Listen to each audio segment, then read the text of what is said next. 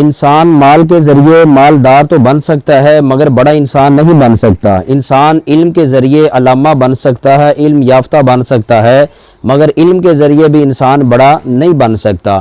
انسان کو بڑا بننے کے لیے بڑا پن چاہیے۔ انسان اپنے بڑے پن کے ذریعے بڑا بنتا ہے، اچھی صفات کے ذریعے، اچھے اخلاق کے ذریعے، اچھے کردار کے ذریعے انسان بڑا بنتا ہے۔ اس انسان میں بڑا پن آ جاتا ہے، وہ آٹومیٹکلی بڑا انسان بن جاتا ہے۔ اور جو انسان ساری زندگی دولت کے ذریعے، مال کے ذریعے اپنی بڑائی کی تلاش میں رہتے ہیں، وہ کبھی بڑے نہیں بن سکتے۔ جو لوگ اپنے علم کے ذریعے بڑائی کی تلاش میں رہتے ہیں، وہ ہمیشہ متلاشی رہتے ہیں، انہیں بھی علم کے میدان کے اندر کبھی بڑائی نظر نہیں آتی اور کبھی حاصل نہیں ہوتی۔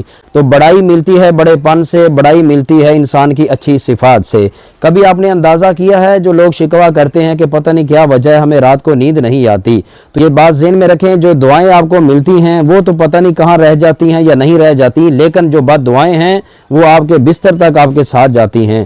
جو بندہ یہ شکوہ کرتا ہے کہ مجھے نیند نہیں آتی، مجھے راحت نہیں ہے، مجھے سکون نہیں ہے، اسے غور کرنا چاہیے، اسے تلاش کرنا چاہیے۔ شاید کوئی بات ایسی یاد آ جائے کہ کسی کے ساتھ ظلم کیا تھا، کسی کو بے چین کیا تھا، کسی کا دل دکھایا تھا، اس کی بد دعا آپ کے بستر تک آ گئی ہے۔